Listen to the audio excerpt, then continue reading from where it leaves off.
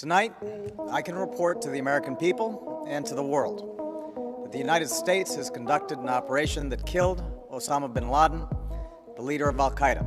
America की ऐसी कौन सी मजबूरी थी कि ओसामा बिन लादेन का फ्यूनरल उसे पानी में करना पड़ा? जो ओसामा बिन लादेन सऊदी अरब की रॉयल फैमिली से था, आखिर क्यों उसे सऊदी अरब में 2 गज की जमीन भी नहीं मिली?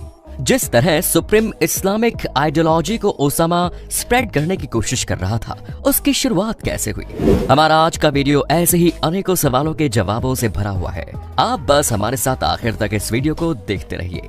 2 मई साल 2011 को पाकिस्तान के इंटेलिजेंस सिक्योरिटी फोर्स घोड़े बेचकर सो रही थी और अमेरिकन नेवी सील एबटाबाद के उस घर पर हमला बोल चुके थे जहां पाकिस्तान में ओसामा बिन लादेन को दुनिया से छुपा कर रखा गया। अमेरिका के नई सील कमांडो कर दिया गया और उसकी डेड बॉडी को अपने साथ ले गए और इस घटना के केवल 12 घंटे के भीतर ही अरब सागर के उत्तरी हिस्से में ओसामा बिन लादेन की डेड बॉडी को डिस्पोज कर दिया गया। एक रॉयल अरेबियन फैमिली से ताल्लुक रखने वाला ओसामा बिन लादेन अपने 54 भाई बहनों में 17वें नंबर पर था। इसके पिता सऊदी अरेबिया के इतने बड़े अरबपति थे कि जरूरत पड़ने पर वहां की सरकार की भी मदद किया करते थे। इसके बावजूद सऊदी अरब में ओसामा बिन लादेन को इतनी भी जगह नहीं मिली कि उसे दफनाया जा सके। अमेरिका के ऐसा करने के पीछे कई कारण थे। इनमें से एक था ओसामा बिन लादेन का सऊदी अरेबिया में बैन होना। वो अपनी ही जन्मभूमि में कद्र नहीं रख सकता था। इसके पीछे सऊदी अरेबिया और ओसामा बिन लादेन के बीच आइडियोलॉजिकल डिफरेंस है। सऊदी अरेबिया में ओसामा की फैमिली की बात करें तो एक बार जब सऊदी अरेबिया के सरकार का खजाना खाली हो गया तो वहां के कई सारे सरकारी अफसरों को ओसामा बिन लादेन के पिताजी ने अपने खजाने से 6 महीने तक सैलरी दी। हज यात्रा के दौरान दुनिया भर के मुस्लिम स्कॉलर्स को ओसामा बिन लादेन के पिता होस्ट किया करते थे। ये फैमिली काफी रिलीजियस थी। इतना सब होने के बाद भी ओसामा को सऊदी अरब में बैन इसलिए किया गया क्योंकि वो कहीं ना कहीं एक्सट्रीमिस्ट इस्लामिक आइडियोलॉजी का शिकार हो गया था। दरअसल उसकी माँ का कहना है कि वो जड्डा यूनिवर्सिटी से पब्लिक एडमिनिस्ट्रेशन की पढ़ाई कर रहा था। इसी दौरान वो मुस्लिम ब्रदरहुड के मेंबर्स के संपर्क में आता है। यहीं से ओसामा बिन लादेन का ब्रेन वॉश किया गया और उसे फाइनली इस्लामिक सुप्रीमेसी के लिए रेडिकलाइज किया गया। ये कोइंसिडेंट ही है कि इस दौरान एक इस्लामिक देश के तौर पर जाने वाले अफगानिस्तान को सोवियत संघ ने अपने कब्जे में ले लिया। यहाँ से ओसामा बिन लादेन का एक्सट्रीम मुस्लिम से सामने आने लगा। वो अफगानिस्तान जाकर वहां नए एक्सट्रीमिस्ट ग्रुप के साथ अपने कनेक्शन बनाने लगा। इसके बाद ओसामा बिन लादेन अपने देश सऊदी अरेबिया से अफगानिस्तान में लड़ने के लिए वॉलंटियर्स को रिक्रूट करने लगा।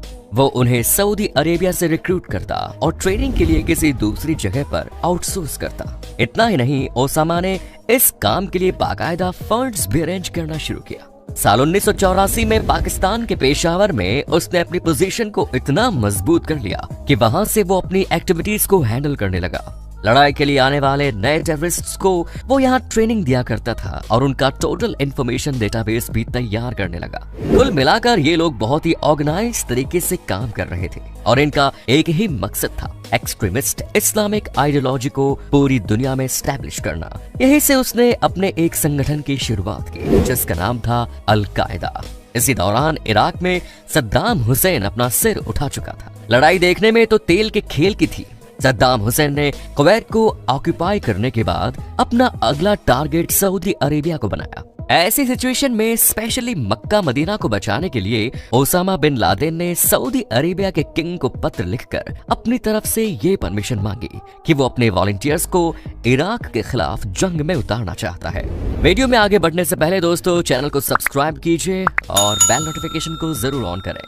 ओसामा अपने वॉलंटियर्स को मोटिवेट कर रहा था, लेकिन तभी ये न्यूज सामने आई कि सऊदी अरेबिया ने मदद के लिए अमेरिका को इन्वॉल्व कर लिया है और अब इस लड़ाई में अमेरिका के आ जाने से ओसामा वर्सेस अमेरिका का नया फ्रंट खुलने लगा। Osama bin Laden Saudi Arabia में किसी भी तरह के वेस्टर्न इंटरफेयर को एक्सेप्ट नहीं कर पा रहा था। वो चाहता था कि सऊदी अरेबिया में प्योर इस्लामिक प्रिंसिपल्स के अकॉर्डिंग ही लाइफस्टाइल चलती रहे। उसने एक फतवा जारी किया और मुस्लिमों से अपील की कि सभी मुसलमानों को अफगानिस्तान में जाकर ट्रेनिंग हासिल करनी चाहिए क्योंकि ऐसा करना उन सभी का धार्मिक कर्तव्य है। ओसामा बिन लादेन के इस फतवे का असर ये हुआ कि बहुत जल्दी सऊदी अरेबिया से 4000 वॉलंटियर्स ट्रेनिंग के लिए वहां से चले गए। इस बात की इंफॉर्मेशन जब सऊदी अरेबिया के किंग तक पहुंची तो उन्हें यह बात बिल्कुल भी अच्छी नहीं लगी।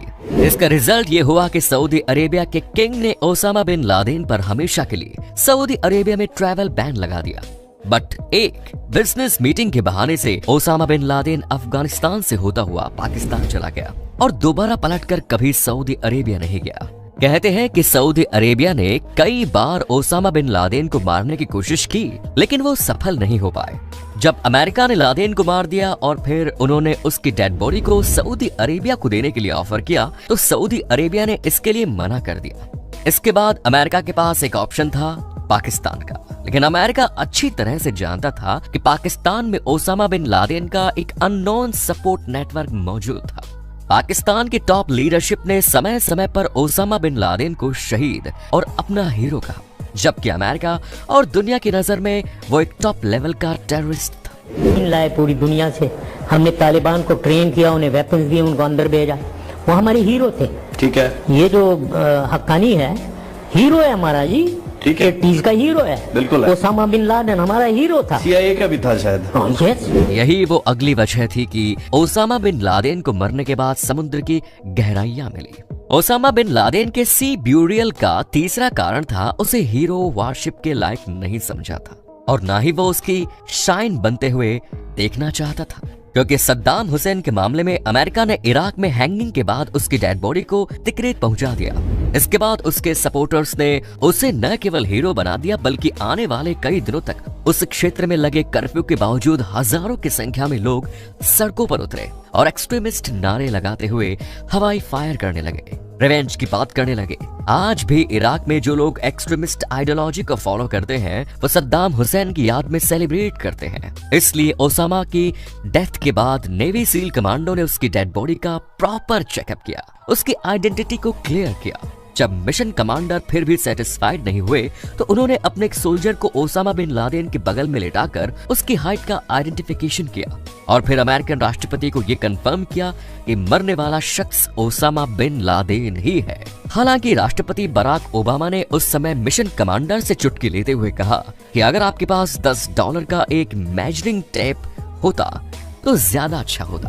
पाकिस्तान के एटमाबाद से ओसामा बिन लादेन की डेड बॉडी को अफगानिस्तान ले जाया गया, जहां लैब में उसका DNA टेस्ट किया गया। इसके बाद 12 घंटे के भीतर ही अरेबियन सी में मौजूद American aircraft carrier Carl Vinson के डेक पर ओसामा की डेड बॉडी को रखा गया। मिशन कमांडर ने ओसामा की डेड बॉडी को रीवेरीफाई करने के बाद इस्लामिक रिचुअल्स को फॉलो करना शुरू किया। सबसे पहले डेड बॉडी को नहलाया गया, फिर सफेद कपड़े में लेटाया गया, उसके बाद आखिरी समय में की जाने वाली प्रार्थना की गई। उसके बाद उसके डेड बॉडी को एक वजनदार बक्से में बांधकर अरेबियन सी में बहा दिया गया। डेड बॉडी को डिस्पोज करने का एक तरीका उसे जलाना भी हो सकता था, लेकिन इस्लाम में गलत माना जाता है। इससे मरने वाले का अपमान समझा जाता है। यूके में मुस्लिम काउंसिल के चेयरपर्सन इमाम डॉक्टर अब्दुल जलील साजिद के अकॉर्डिंग डेथ के बाद मुस्लिम रिचुअल्स में सबसे पहले डेड बॉडी को नहलाया जाता है, फिर सफेद कपड़े में लपेटा जाता है, इसके बाद प्रार्थना की जाती है और फिर उसे दफनाया जाता है। उस समय डेड बॉडी का सिर मक्का की तरफ रखा जाता है। अगर किसी मुस्लिम की मृत्यु समुद्र यात्रा के दौरान होती है और ऐसी सिचुएशन में अगर 24 घंटे में उसे जमीन पर लाना संभव नहीं होता, तब समुद्र में बहा देने का विकल्प उपयोग किया जाता है। मलेशियन स्पेस एजेंसी तो इस मामले में स्पेस ब्यूरियल के ऑप्शन पर भी काम कर रही है। इसके अलावा लेबनान के क्लेरिक कुमार बकरीद मोहम्मद ने कहा कि इस सी ब्यूरियल के जरिए अमेरिका मुस्लिम को नीचा दिखाना चाहता है, जबकि दुबई के ग्रैंड मुफ्ती मोहम्मद अल कुरैशी का कहना था कि सी ब्यूरियल का ऑप्शन भी एक्सट्रीम कंडीशन में इस्तेमाल किया जाता है। तो उम्मीद करते हैं आपको हमारा वीडियो पसंद आया होगा। इस पर अपनी राय कमेंट्स में जरूर लिखें। फिर मिलेंगे नए वीडियो में, तब तक के लिए जय हिंद।